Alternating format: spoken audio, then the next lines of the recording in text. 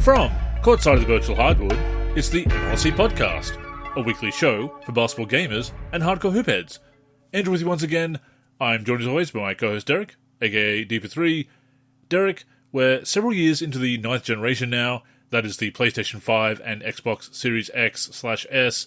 That's brought us 6 NBA 2K releases in all. Needless to say, we have some thoughts on the generation so far, so please, tip us off. Yeah, so because we are approaching the end of this generation of NBA 2Ks, we felt it was fitting to discuss our rankings as it relates to the PS5, Xbox Series X and S gen games.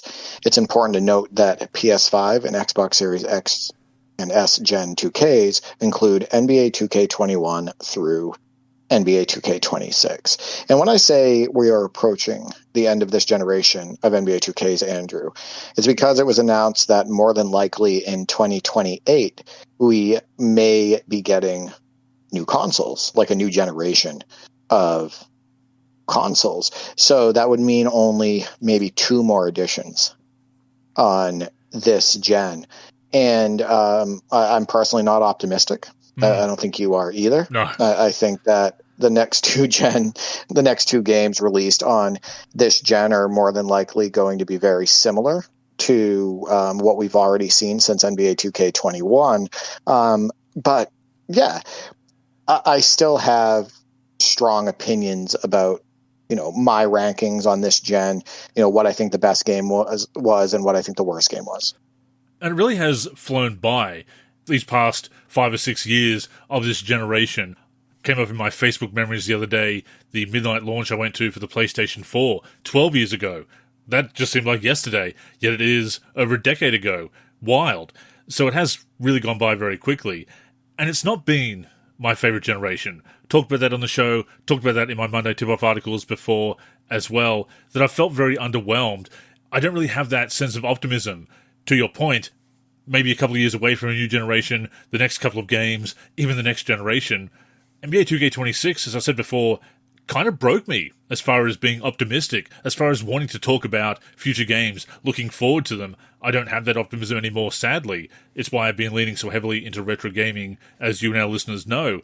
But yeah, it certainly has flown by. We do have some thoughts on the generation, to say the least. It has not been my favorite generation, but we certainly do have some keen insights, I feel.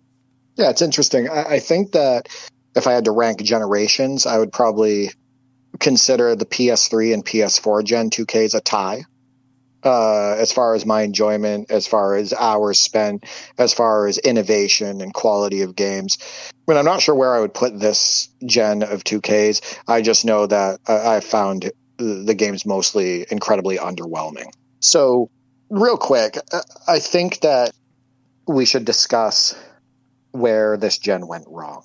First off, disposable games, right? Absolutely. I think the games feel incredibly disposable now. The servers are turned off after 2 years. You lose a bunch of content that you paid for when you originally bought the game. The games themselves aren't innovating in a big way from a gameplay perspective, from a graphics perspective, from a presentation perspective. So you do feel like once a game ends, so like 2K23 ends its game cycle, you throw that away, right?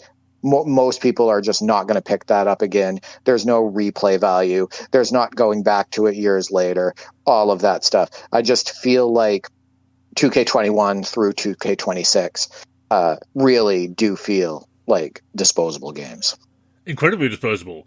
And the point has often been made that annual sports games, they feel like roster updates. They're the same game, copy and pasted. That does downplay the amount of effort that goes into every game. You can't just copy and paste the code. There is code rewritten every year. We know this from talking to developers, but there is that sense of them feeling very much the same.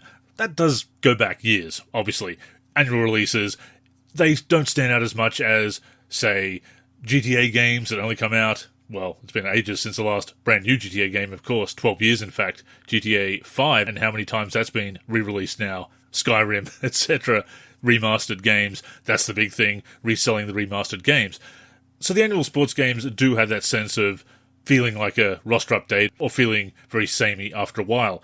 But you go back generations, and certain games did stand out. For example, Derek, NBA Live 2004, we can say, oh, that's the year they brought in Dynasty Mode, and they had those wonderful Dynasty cutscenes. NBA 2K11, that's when they brought in the Jordan Challenge. That was a big deal. NBA 2K12, NBA's Greatest.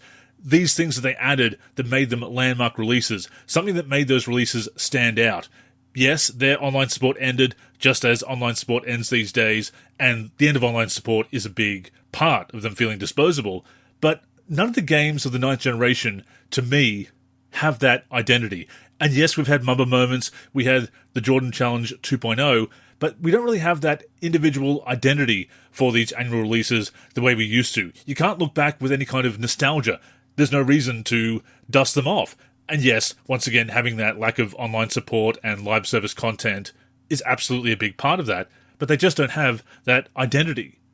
Yeah, I think the thing is that, you know, it's not just from a gameplay or mode perspective either, you know, as far as innovation.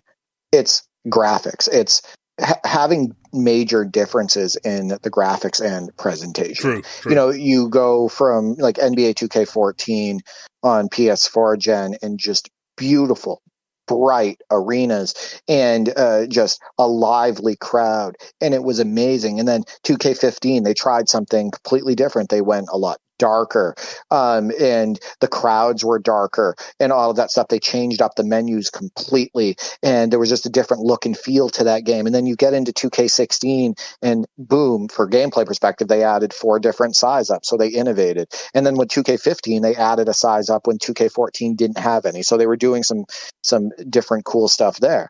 But with 2K16, they went with a different graphic direction, right, and different body models. And all 3 of the games that I just mentioned have completely different body models, for better or for worse, but it was still a big change. And when you go and look at the 2Ks from 2K21 to 2K26, all the players look the same pretty much every single year. All the body models look the same. The graphics are basically the same. You know, overall, there's slight differences, but they're the same. The players are moving the same in all of those games for the most part, 2K21 through 2K26, you know, with the skating and with the suction and with the way the badges work and dragging you everywhere and, you know, getting stopped and being made to miss a layup by somebody who's on the opposite block because he has a badge and he gets dragged into you from over there. Like, this is all stuff that's just been in every game for NBA 2K from 2K21 through 2K26. It feels like every game just kind of runs together. It's tiresome, at this point. Yeah, it's kind of stale. You know, especially from, like I stated, from the basic gameplay perspective, like the way the players move, but then like the graphics perspective. Tell me that you see major differences from 2K21 through 2K26. You don't, but you were seeing a lot of those differences and them trying a lot of different things back on PS4 gen and on PS3 gen. For example, look how different a game like NBA 2K9 looks from even NBA 2K6, and how different NBA 2K9 looks from NBA 2K12 and NBA 2K13. There's quite a few differences as it relates to the way the players look and the way the bodies look and the lighting and all of that stuff. So I feel like there's just been an incredible lack of innovation in those areas, and I just think the games are running together each year, and it's become pretty stale. Well, they are very reliant on live service content to spice up the game. What is going to keep coming throughout the game's life cycle? What content is coming with each new season? That's where the appeal is now for a lot of gamers. But I also think that that's what's being pushed on gamers, because that's what's going to make them the most money. True, absolutely. Right? So it's also important to note that there are a lot of people, millions of people, that just want to enjoy an offline experience, or, you know, overall don't even like the mechanics in those online connected modes, that live service stuff, but they just kind of put up with it because this is the only basketball game in the space. Oh yeah, right? I don't like it. I'm not advocating for it. Don't get me wrong. I don't think it's a good thing. Oh, yeah. I don't think it's a good thing, but it is unfortunately the way of things these days. And they are casting that wider net, as we've said before, trying to compete with other genres, bring in the Fortnite crowd, whatever. And I understand trying to sell as many copies and make as much money and be profitable. It's a business, as people love to tell us, Derek. But we've moved away from that great sim, that celebration of basketball. And that's not to say that old games were perfect. We've talked about how problems with Legends ratings actually go back decades, right? It's not just a recent thing that they're kind of half-arsing Legends ratings in NBA 2K or NBA Live back in the day, for that matter. But there was still that aim of making the best possible simulation. It was really catering to hardcore hoop heads. The sim games were for basketball fans, big basketball fans. And that doesn't mean that we should gatekeep. It doesn't mean that it shouldn't welcome new gamers. But when you're trying to be something else, when you're trying to be everything to everyone, you lose that focus.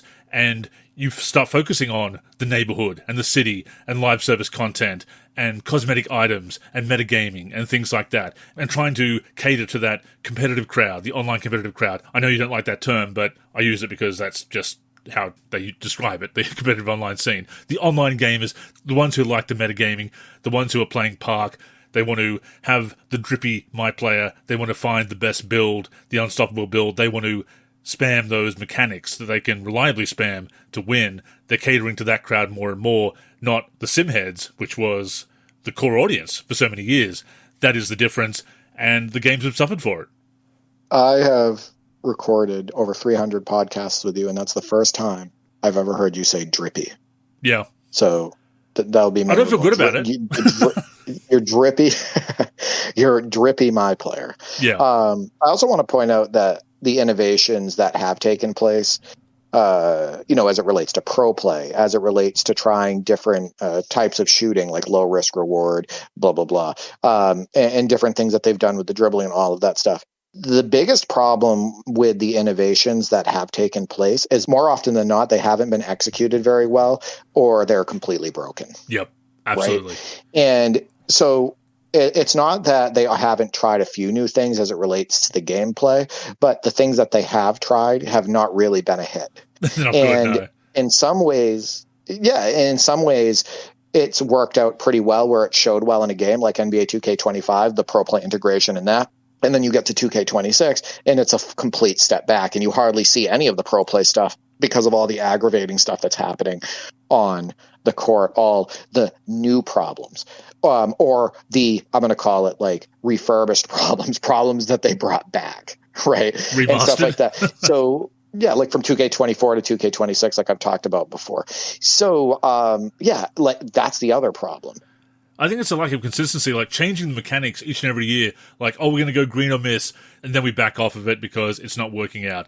So then we go to shot aiming. Oh, that's kind of problematic, not a hit with everyone, to your point. So we change it again. We're just going back and forth, changing these controls. There's no consistency. Right, and then bringing stuff back. Absolutely, right? And then bringing stuff back. It's like, and the wrong stuff sometimes. This really super annoying invisible wall was there. We had that in 2K20.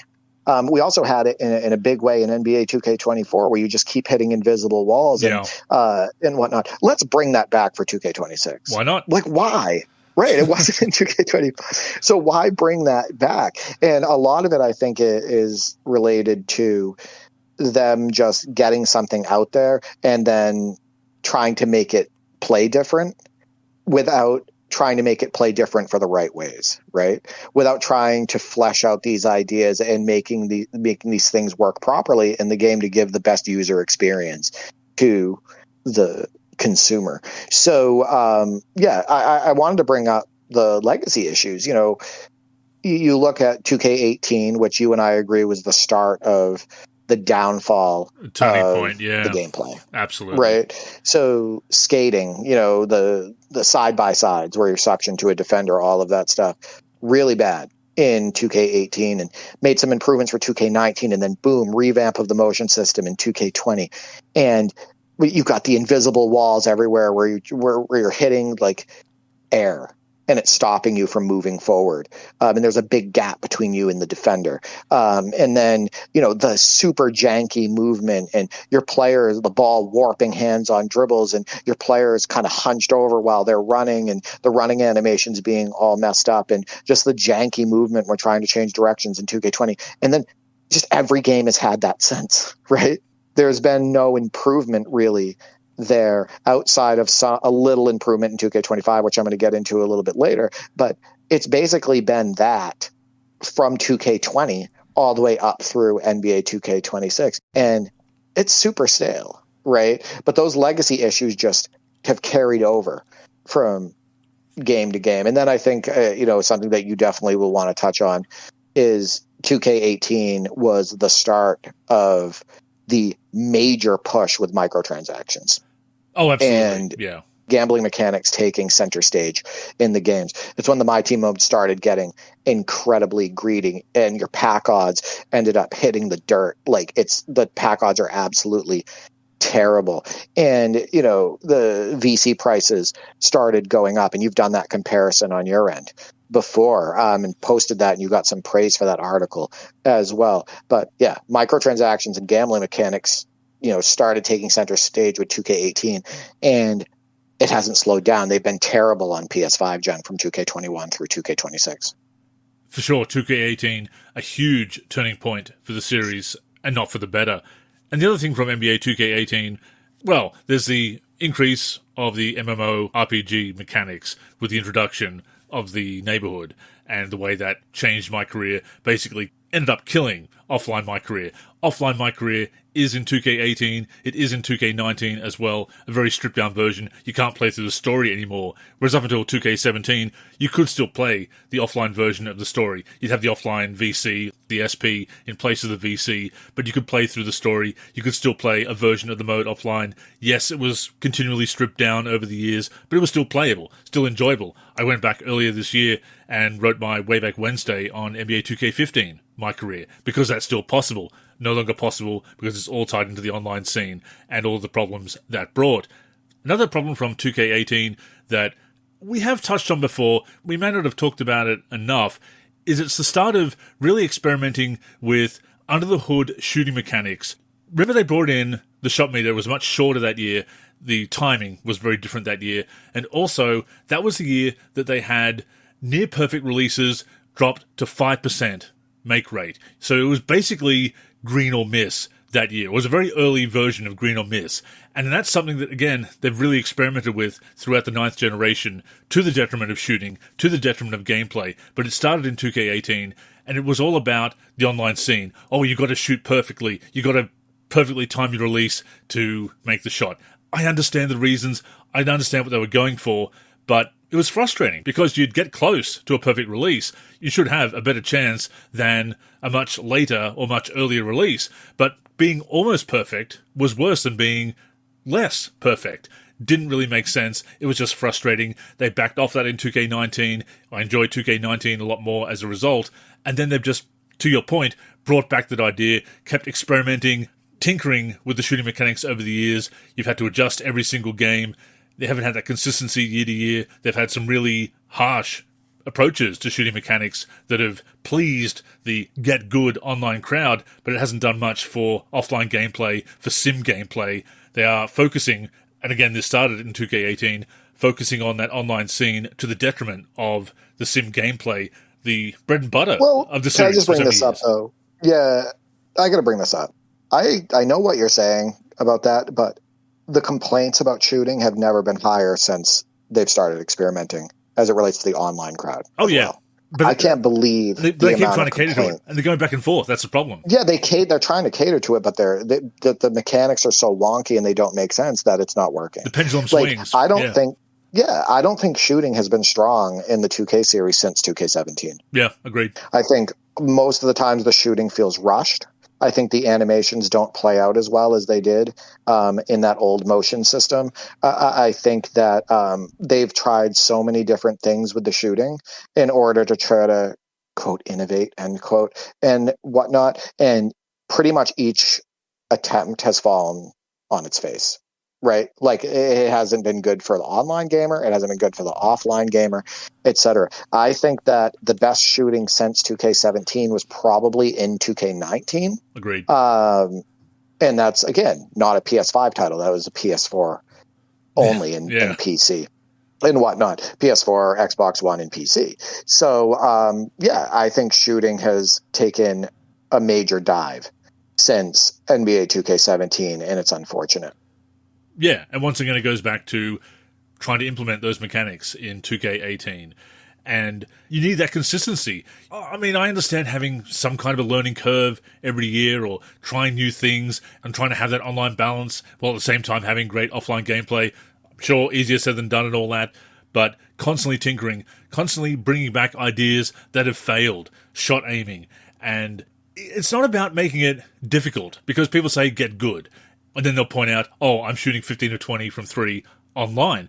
Well, that shouldn't be easy either. That doesn't point to it being a difficult, or certainly a realistic mechanic. You know, if you can just exploit a mechanic and shoot 20 of 20, or 18 of 20, or even 15 of 20 from 3 very easily online, I think that's a problem as well. Shooting is a huge problem throughout this generation. It's probably my main reason that I haven't really gotten into this generation of 2Ks, Derek, because I just don't like the shooting in pretty much any of the games, unfortunately. I shouldn't go back to 2K14 with quote-unquote more primitive mechanics, no green releases, dice rolls, all the things that are supposedly bad about old shooting mechanics, and shoot better and feel better, have it feel more satisfying, enjoyable on the sticks than a modern game. We should be seeing advancement. We should be building on previous games, overcoming past mistakes, but they're just revisiting old mistakes, bringing back all the worst ideas. Yeah, that's why 9th Gen has been such a disappointment for me. The shooting mechanics, quite frankly. I don't think the right stick has ever worked better than it did in NBA 2K16 and NBA 2K17. Yeah. The way the right stick works as far as finishing, as far as with your dribble, as far as shooting, especially in like 2K17, doing fadeaways with it and all of that stuff. It just felt right. And I just think that was the best feeling with the right stick. I do want to point out a couple things that they have done well on PS5 gen. One, Photo Moments rocks, right? When that was implemented, great way to get screenshots, great way to look back on the action. Love that. They added a highlight builder, which is great. I like all the different camera options when you're trying to view a replay. It reminds me of NBA Live 2000, right? Where you just have an abundance of different angles and whatnot that you can choose from. They just knocked it out of the park with that stuff on PS5 gen, especially the newer titles. The other thing that I think they did well is I love the dunks. I love the dunks from 2K21 all the way up through 2K26. I like how loud they often are. I like the style. I think the animations overall play out incredibly well. I love how many different poster dunk animations there are. You can just create some awesome highlights. I was going back into some folders on my PC, looking at some highlights that I saved down from my Elgato for like NBA 2K22. And man, there were some just awesome things happening there going to the rim, and then other stuff going to the rim with pro play with NBA 2K25, not as much 2K26, but there were a lot of cool animations that were added to the game that played out really well, that were fitting for that moment when you were trying to do them in the game. So I think that they have done some decent things. They've done some innovating and whatnot that I have enjoyed, but I just think that overall the attempts at innovation have been poorly implemented or often completely uncalled for. Yeah, the last thing I want to imply is that they're not working hard on the games, or that they're not trying to make the games better. I just don't think the ideas, the concepts behind some of the things they're trying, apart from pro play, which is a good idea, which is innovative technology, obviously, but a lot of it just conceptually I don't like, I disagree with. And it does come down to catering to the online scene and trying to make everything skill-based, and not skill-based in a way that's fun, or indeed even in a way that is truly skill-based. I don't think that QuickTime events are particularly skillful. I don't think they're particularly fun. So it comes down to the concepts behind what they're trying to do with the innovation. Not saying they're not trying, not saying they're not working hard, certainly not just copying and pasting as too many people say who don't know anything about coding or game development, but yeah, the concepts, just don't like them. Before we go on, a reminder that the NLSC podcast comes out every week on the NLSC, ma-live.com, as well as our YouTube channel. We're also on Spotify, Apple Podcasts, and other podcast apps. If you're listening on any of those apps, we'd greatly appreciate a review. To keep up with the show and everything we're doing with basketball gaming in general, connect with us on social media. On Twitter and Facebook, we are the NLSC. We also have an Instagram, NLSC Basketball, and on YouTube, we're youtube.com/NBA Live Series Center. Once again, visit us at nba-live.com, where in addition to the podcast, you'll also find all of our original content, as well as our forum and modding community.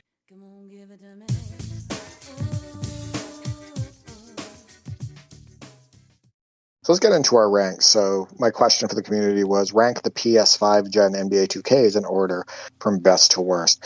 So I'm going to start with my ranks. I got the most enjoyment out of NBA 2K25 on this gen. And I think that overall, from a gameplay perspective, it was the strongest. And the reason why is because it was the gameplay that was the most free-flowing with the least frustrations and the least bugs, in my opinion, on this gen. I felt like the game paced incredibly well out of the box. I remember, jumping into NBA 2K25 with no slider tweaks and saying, hey, I'm having a good time, right? Overall, my brother and I jumped on the sticks. We put regular NBA teams on the floor, like the current teams, and we had some fun games. And that hasn't always been the case on this gen. There's been a lot of adjustments that were needed right out of the box. I think it's also the best integration of pro play. You saw a lot of those pro play animations playing out, especially on drives to the hoop. And you were like, wow, this is breathtaking. This looks absolutely amazing. That looks like a layup that player would really do. And wow, he evaded the defender in the air like that. I've never seen that before. There was a lot of wow moments for me with NBA 2K25 as it related to the animations that did play out when you were going to the hoop. And I hadn't been wowed by a 2K in years, Andrew, right? So that blew me away, and it got me really excited for 2K26 because I was like, man, hopefully they just build off of this. And then NBA 2K25, for better or for worse, also had the multiple different shooting options. And no, I wasn't a fan of it at the time, and I would rather just have like a good base shooting mechanic where you didn't have to choose like different options, right? I think that's the way the old games worked. I think it always worked well. But the ability to say, hey, I don't like this game shooting by default. I want to try something different. Let's try low risk, high reward, right? And, we tinkered with those settings, and we ended up choosing low risk, high reward for our head-to-head games and all of that stuff. And yeah, shooting felt solid. It felt fun overall, and it made the most sense on this gen of 2Ks. And as you know, shooting is very important, Andrew. Why? Because how many shots go up a game? Yeah. A lot. Every game you play, you're doing a lot of shooting, whether it's, straight up and down, fadeaways, sideways, blah, blah, blah, all of that stuff. So shooting is just super important. I also felt that because it didn't have the invisible barrier issue, because it didn't have that one from 2K20, the one that was in 2K24, the one that was brought back for NBA 2K26, when you rounded a corner, when you got a first step, all of that stuff, you could move forward. You could move more like a real basketball player. And I really enjoyed that aspect. With that game, it is the most my brothers and I have spent head-to-head or co-op by far on the PS5 Gen 2Ks. We also completed 2 full NBA seasons and a WNBA season. And again, why? Because the game overall, from a basketball standpoint, you could have fun on the court, and it made more sense, in my opinion. It also didn't have as many frustrations as it relates to your defense breaking down constantly, which is such a big problem with NBA 2K26, and so many people have highlighted that. It had like stronger AI than 2K26, and probably the strongest AI on PS5 Gen. You found that playing defense was also more rewarding because you weren't getting stops artificially. You actually had to play defense, and you couldn't rely on somebody hitting an invisible wall, etc. So, like, for me, overall, from my experience with any of the PS5 Gen NBA 2Ks, I would say NBA 2K25 ranks number one, and I think it was the best made NBA 2K on PS5 Gen. And it makes sense for the way that you often play, because the best sessions of NBA 2K25 that I had were the ones that I played with you. Playing solo, not really that much fun, which is why 2K25, well, it's kind of weird because I've said this before on the show, objectively, trying to be objective, trying to look at it from an overall quality standpoint, I would rank it up there because I can see the good in it, because I have had fun with it playing it with you. But playing it solo just wasn't a good experience for me, so I did put it down. And 2K26 was even worse in that regard. But 2K25, I can see the good in it, which is why I kind of rank it up there for me. As far as the most fun I've had playing solo, playing the way I do, NBA 2K21, it's funny because it's kind of been all downhill for me, sadly, this generation. And some of that might be 2K fatigue, but 2K21, I did enjoy. I played my career, I played my team, I played regular gameplay as well. Had a pretty good time playing everything in 2K21. Didn't love it as much as some previous games, but it was definitely pretty good to me. I definitely enjoyed my time with it. It's actually the 2K of this generation that I've spent the most time with, the very first one of this generation, and it has kind of gone downhill for me. And again, some of that is not having that NBA Live to go to, feeling that 2K fatigue, not being able to balance it out with, oh, well, I've got a new NBA Live as well. I'm getting a bit sick of 2K. I'll play Live instead. And obviously, I have done that with retro gaming over the past few years. But yeah, 2K21, I did enjoy. 2K25, had some good times with you and can see the good in it. So they kind of rank up there for me as 1 and 2, or certainly 2K21 top for me and 2K25 maybe third, maybe second. But yeah, I'd have to say 2K21, decent start for me for the generation. But yeah, downhill since. Yeah, so 2K21's fourth on my rank, so I'll get into my opinions on that in a moment. Last thing about 2K25 is I think that it's the most I have enjoyed playing against the computer offline. But when you get into like my team, I did not enjoy it very much at all. In fact, I enjoyed 2K22 and 2K23 far more in my team. I thought out of the box, those played much better in that mode. But for the offline experience, and when I say offline, I mean, like play now against the computer, or my NBA against the computer, or like playing co-op or head-to-head with my brothers, 2K25 is number one. I also want to say it's my favorite looking game on PS5 gen. So from like a graphics perspective, I think it's my favorite, especially using the retro teams and the amazing lighting. I just found it incredibly immersive. So from a graphics perspective, it also ranks number one. So number two on my list, I'm going with NBA 2K22. It was the most fun that I've had in my team since 2K15.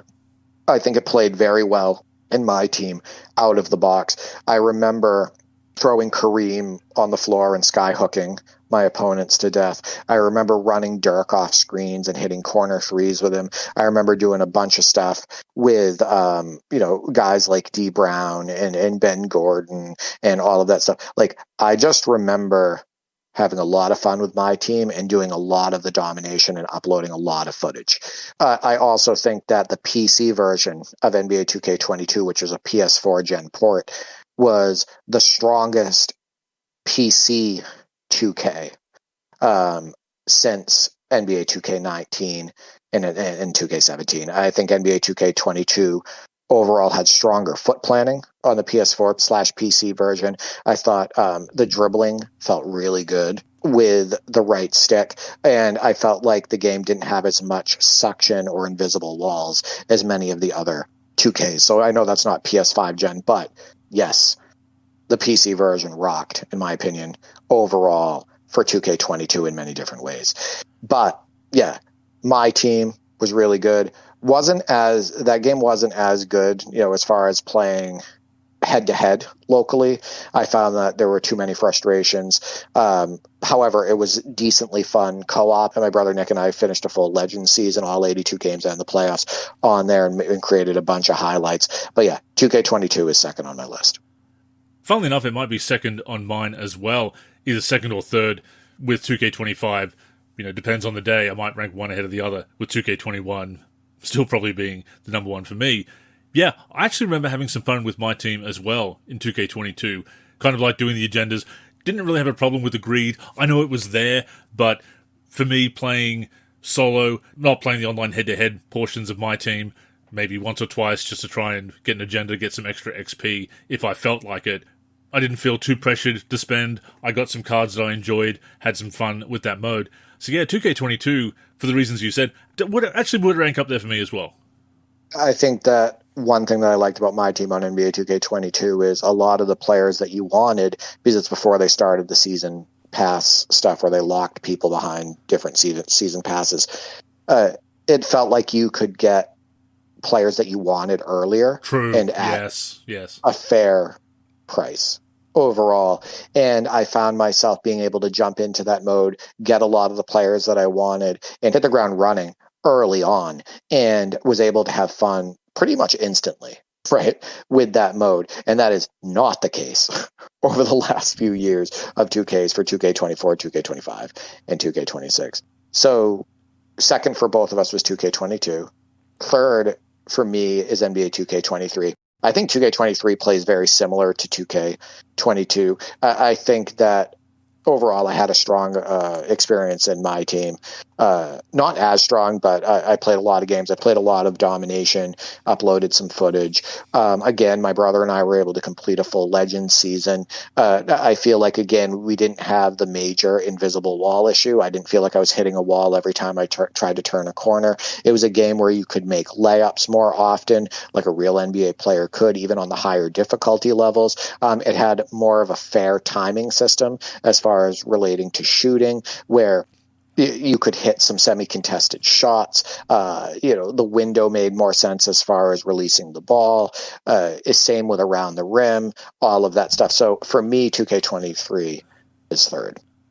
You know what? I might have to bump NBA 2K25 down because I didn't spend as much time with it, and put NBA 2K23 at third. It was fun to play the revamped Jordan Challenge. I do think the Jordan Challenge, the original Jordan Challenge in NBA 2K11, is superior. I do like the presentation of Jordan Challenge 2.0, but the overall gameplay, the challenges, I just like 2K11 better. And that was even before I really got into NBA 2K, because of course we didn't have the right stick dribbling controls at the time. But I did have a really good time reconnecting with the guys and playing some 3v3 Pro-Am with Kenny and Leo. We didn't have the full NLSC Thrillho squad at that time. X and Ben. Oh, I remember that. You were having fun with that. Yeah, early on. Season one, we had a good time. Season 2, they'd figured out the meta. So Season 2 onwards, you had all these OP builds where people had just figured things out and they'd recreated their builds, and it just wasn't fun anymore to jump into Pro-Am, which was a shame, because the first few weeks, that Season 1 in my career with Pro-Am 3v3 was a lot of fun. Even jumping into the rec a few times was fun as well. Not as fun as earlier games, but still had a pretty good time. So yeah, I'd probably put 2K23 third. Yeah, across the board, enjoying the gameplay, at least until they ruined the meta in the online scene. And I think that kind of turned me off the game, so I wasn't playing it offline either. And I was already getting back into retro gaming. I was already leaning back into retro basketball gaming at that time. So when the online scene kind of fell apart for me, we were going to do an online My NBA, but I kind of was a bit over the game at that point, so I backed out of that. So yeah, it'd probably be third or fourth for me. It's hard to say, because I do see the benefits of 2K25, so I might rank that third or fourth. As far as personal enjoyment goes, yeah, I might have to say 2K21, 2 and 3 are 1, 2, and 3 on my list. There you go. So 2K25 is fourth. For me, fourth is 2K21. And the reason for that is I just think a lot of the kinks still needed to be worked out. Everybody had the same moving shot animation. I don't know if you remember that, but if you tried to take a shot, on the move, like going sideways or whatever, they all had the same jump for the most part. Oh, that's right. There was also, so like that took some authenticity out of the game and kind of created some frustrations. And then there was the issue of the defense being absolutely abysmal from an AI perspective. I just remember so many times where, you just like outrun the PC and they're not even like looking at you. They're facing the other way and you just go in for a dunk on the fast break, or they stop at half court and you just because they're trying to guard their man and they're not smart enough to switch to try to stop you from going down the court. So you just run down the other end and throw it down or get a wide open layup. I thought that was super frustrating. It also had the whole hitch that was created in order to stop you from like moving forward. It was like that forced hesitation dribble, and like you would, be in the half court and you try to get a first step on your defender, and in real life you'd just be able to go downhill, but in this game it would like force you to like hesitate for no reason, and then there goes your drive, right? So like there were some really annoying gameplay aspects, especially with the AI in NBA 2K21, that I think just hadn't been worked out yet. And I didn't really enjoy that game too much on the sticks as a result, especially when trying to play competitive. Like if I was trying to play against the computer on a higher level, or if I was trying to play against, my brother and whatnot, there's so many things that got in the way from a bug perspective, from a not worked out perspective with the game, that just made those games incredibly frustrating. So we didn't play 2K21 against each other hardly at all. And I think that they did make improvements with 2K22 and 2K23 as it relates to the AI, the way first steps worked, the way shooting worked as it relates to on being on the move and whatnot. Yeah, that's totally fair. And it goes back to what we've talked about before, that it depends on what you're actually playing. And of course, the underlying mechanics are going to be the same, so you are going to run into some of the same issues no matter which mode you play. But I was playing my career still at that point. That is a different experience to playing what you're playing, and playing through the college career, 4 years of a college career for the first time. That was novel, being able to play multiple years of college in my career. Had a bit of fun with that. Story was pretty good that year as well. I admire what they did with the story. One of my favorite antagonists, actually, in that story. Pretty well done, pretty well acted and written, on top of the gameplay in my career being fun enough. So that's the difference, what mode you're playing. And again, that applies to all modes. My team, my career, you can't change the sliders. So if there is something really wrong that you can fix with the sliders in offline modes versus CPU, head-to-head offline, you can fix those issues that you can't in my team or my career. And other times, the nature of my career, you can kind of avoid those issues because you're just controlling the one player. So it definitely matters which mode you're playing. It certainly affects your perspective of games to some extent. I think perspective is the word here, because the underlying mechanics don't change. True, yeah. It's just how often do you experience them and how much it affects you. How can you put up with it? Can you put up with it? Yeah. Right. Can you put up with it? Will you put up with it? And how often does it show its face in the mode that you're playing? Absolutely, yeah. Right. So you stated 2K25 was number 4 for you, so I'll move on to my number 5. 2K26. So I get super frustrated with this game, and for a lot of the same reasons as 2K24, which is 2K24 is last on my list, and I'm going to get to that in a second. But it brought back some of the most annoying features of NBA 2K24 and this motion system. It brought back the ridiculous invisible walls that you constantly hit whenever you try to turn a corner. And not even when you just try to turn a corner. If you're dribbling up the court, right? I showed video of me doing this in the WNBA where I just get stopped with a giant gap between me and the defender as I'm dribbling up the court with Caitlin Clark. And that wasn't in 2K25, but it was in 2K24. It's like they brought it back. And it was also in 2K20. But you just constantly get stopped by these invisible walls. You'll be trying to like turn a corner on the baseline and you have plenty of space to get by the defender and you'll just hit nothing. You'll hit air and it will stop you. Ridiculous. And then the suction, once again, the incredible suction is back from NBA 2K24. The constant missed layups where the layup timing is broken. And then if you have the layup timing off, doesn't matter. You're still going to miss all the same layups. You're constantly being dragged into different defenders in the, underneath the basket for no reason. You're missing shots that nobody in pickup would ever miss, even in like just pickup or even just like a local league. But you're missing them constantly with NBA players. And oftentimes you're doing it when you have size over the person that's guarding you and whatnot.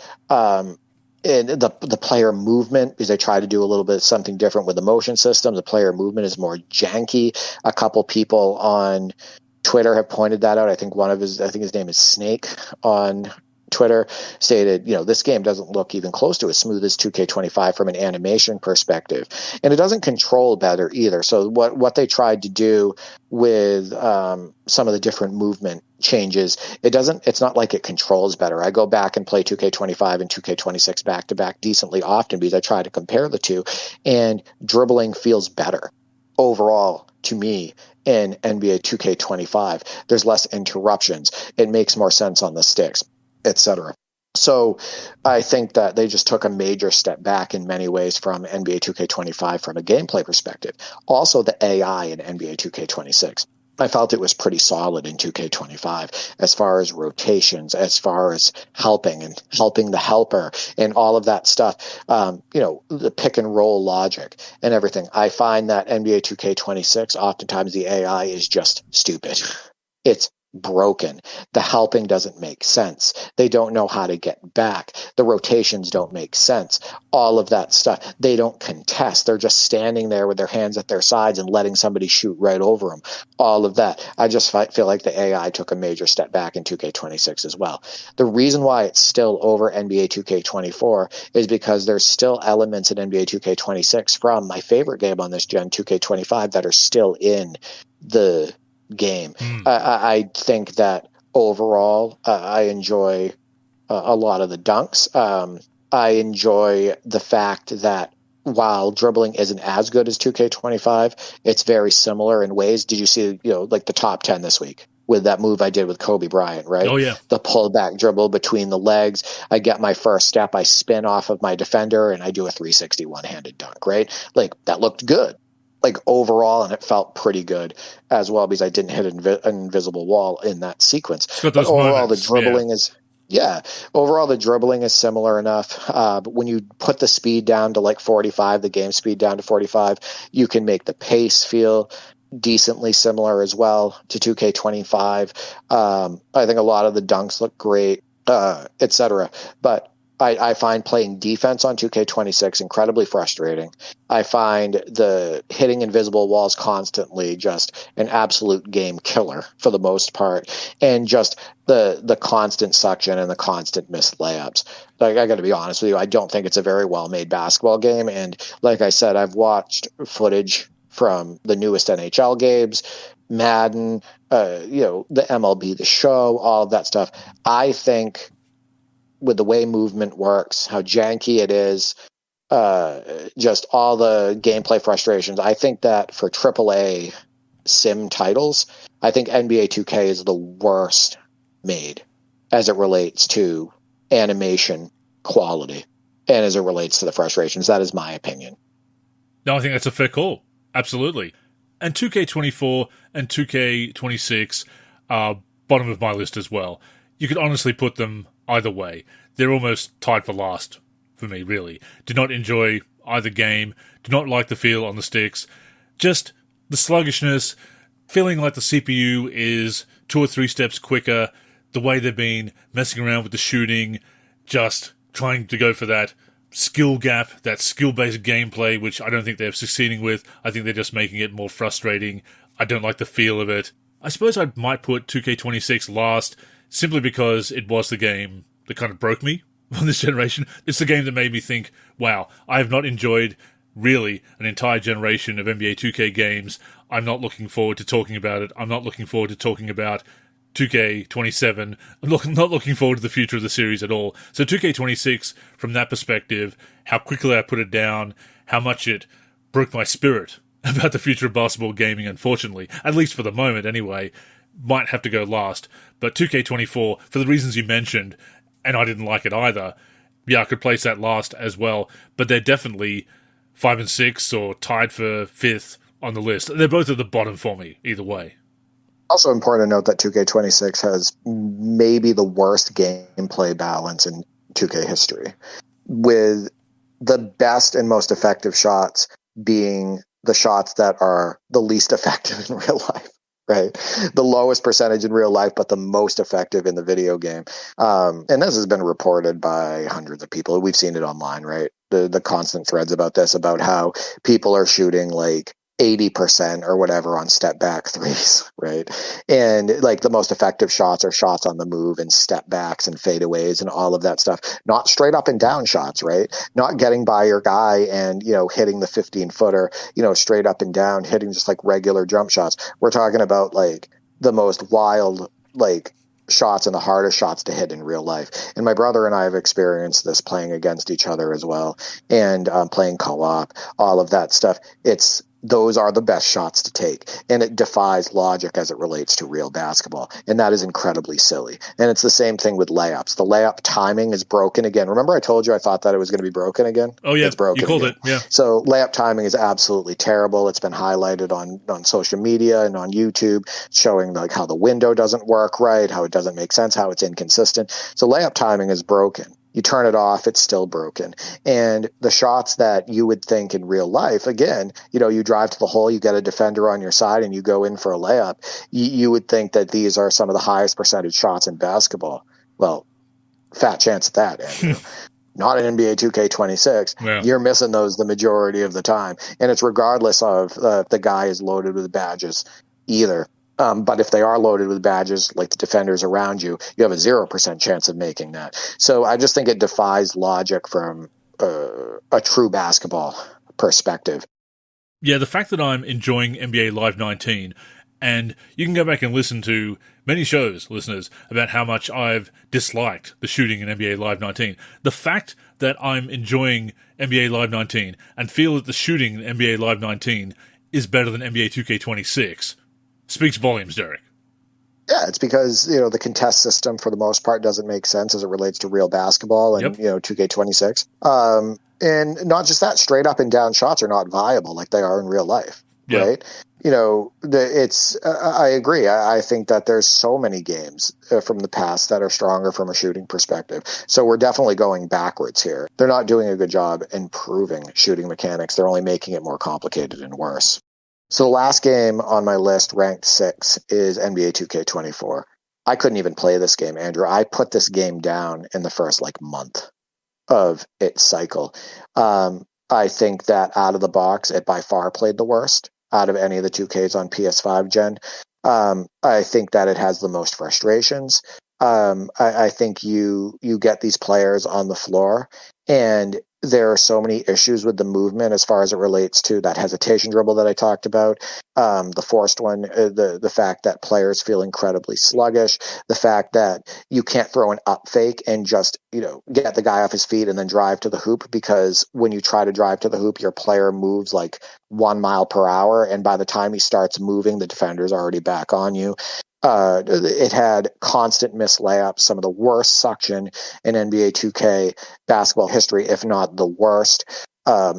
Stupid AI.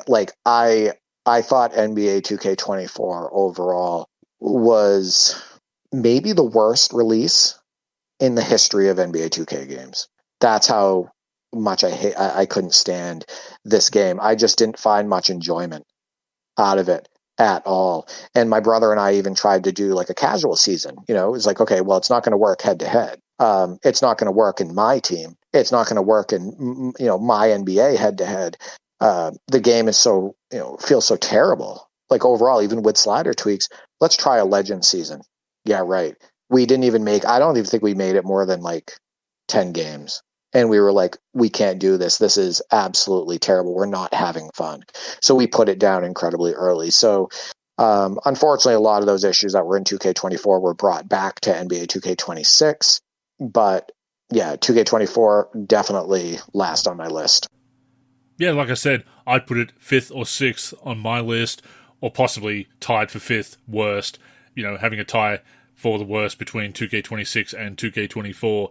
For the reasons that you mentioned, I also put it down very quickly.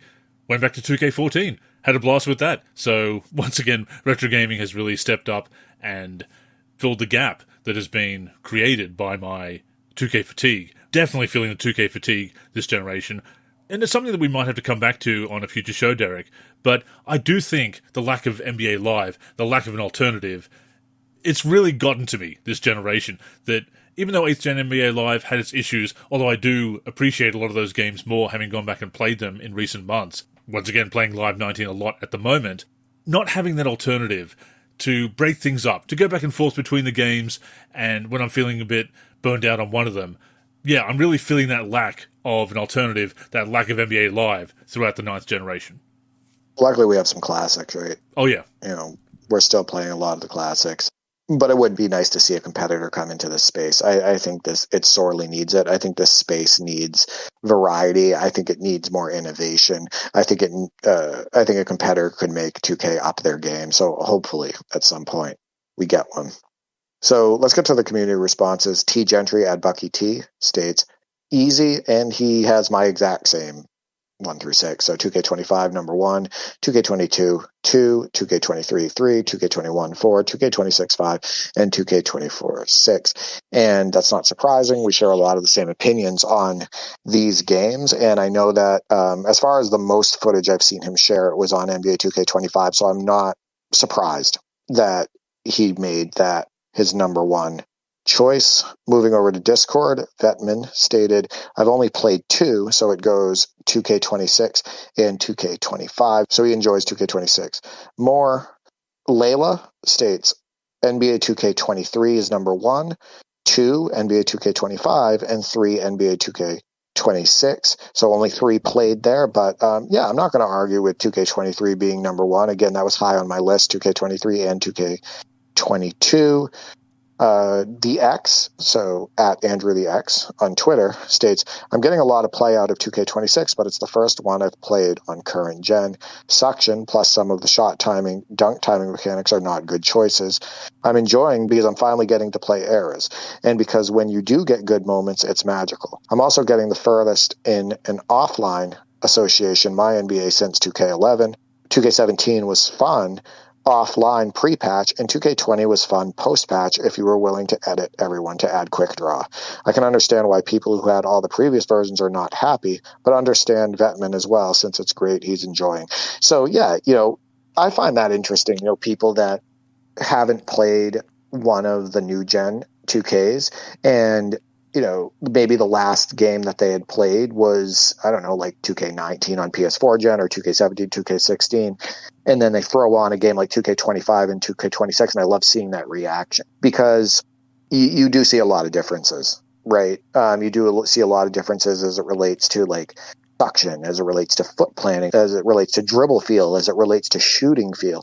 But it looks like overall, he's having a positive experience with 2K26, and I like to see that. Yeah, I think when you're in and out like that, when you take a break, sometimes it can feel fresh. You avoid that 2K fatigue that we have playing it each and every year and covering it each and every year. Being a content creator, feeling like you have to talk about the game to some extent, create content for it of some kind, it definitely does accelerate that burnout. So yeah, that is interesting to hear that perspective of coming in and out and taking that break and kind of diving into the generation a little bit later. Definitely makes sense. As far as 2K23 is concerned, I wanted to like it more because, it's Michael Jordan. It's Michael Jordan on the cover. It's 23, all that stuff.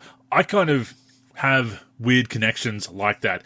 I kind of felt disappointed in NBA Live 16, wanted it to be better as an example of this, because I loved NBA Live 96, I loved NBA Live 06, so it was kind of like, oh, this is the 6, right? This is going to be the next great game, and it wasn't. And of course, NBA 2K13 was that for me for the NBA 2K series, that I really got into 2K that year. I was hoping that 2K23, 10 years later, history would repeat itself. Michael Jordan is on the cover, as I said. We've got the Jordan Challenge back.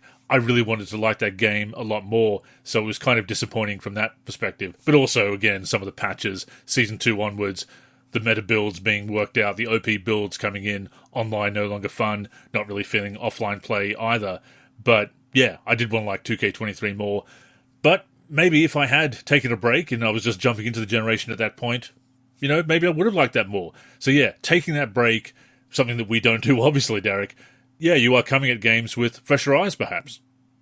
So that's it for the community responses. We didn't get a lot of responses on that one. Every time I ask a question like this, I just feel like people don't really want to talk about the newest titles, especially in this way. So I am glad that we did get at least a few responses. But Yeah, I was really excited for 2K26 after 2K25. I was thinking, hey, they've made some positive steps. They're going to move in the right direction, all of that stuff. And then I got incredibly disappointed. So my excitement for 2K27 is pretty low, Andrew, at this point. And what I find interesting with the newest titles, and I think you would agree, is really feels like they die out fast overall. 2K25 is the only one that hasn't, but it feels like NBA 2K26 has been out for a year. And it's actually only been out for a few months. And I think that that speaks to the fact that the games are not what they used to be, right? And a lot of people talk about this online too. They state, this game has been out for a few months, it's already dead, or I'm not enjoying it, or I'm ready to move on, and all of that stuff. I keep using the word stale, but that's just kind of how the games feel. Yeah, I think at this point describes it. Stale. Yeah, I think stale is the perfect word, to be honest. I'm not interested in the seasonal content. It just doesn't get me. It's all based on FOMO. It's all tied into pushy recurrent revenue mechanics. So there's a lot of cynicism in that. And I don't like to feel cynical, but I certainly do when it comes to that stuff. The games feel disposable, as we said at the top of the show. They run together. There is that fatigue, that staleness. So, yeah, it's very difficult to get excited. I'm kind of dreading. I hate to use the word dread, but it's kind of true, Derek. Dreading talking about 2K27 next year. Just not looking forward to it at all. But on the other hand, we do have our favorites. As you said, 2K9, we've got that season going, eager to continue that. So yeah, if nothing else, 2K9 is higher up on my list these days. And we will talk about the newest game because we have fun doing it, right? So at the end of the day, it is fun to cover the games, for better or for worse. But thank you once again to everybody who weighed in on this week's topic. As always, love having you as part of the conversation. Keep that conversation going. If you haven't already given us your rankings, give us your rankings in the comments. With that being said, that has brought us to the end of this week's show. Thank you for tuning in, and a reminder that you can catch us every week on the NLSC, our YouTube channel, and wherever you listen to podcasts. Also, both we and the NLSC are on social media, and would appreciate a follow. So Derek, go ahead and plug the handles. You can reach me on X, formerly known as Twitter, at D43G and at D4384. I'm also on the NLSC D43 and on YouTube D43. As for me, I'm Andrew in the forum and Andrew NLSC on X and Blue Sky. The NLSC is on X, Facebook, and Blue Sky at the NLSC. We're also NLSC Basketball on Instagram and Threads. We're on YouTube at NBA Live Series Center. And of course, keep it locked to the NLSC itself, NBA-live.com, for all things basketball gaming. So, thank you again for tuning in, and until next time, I'm Andrew. And I'm Derek.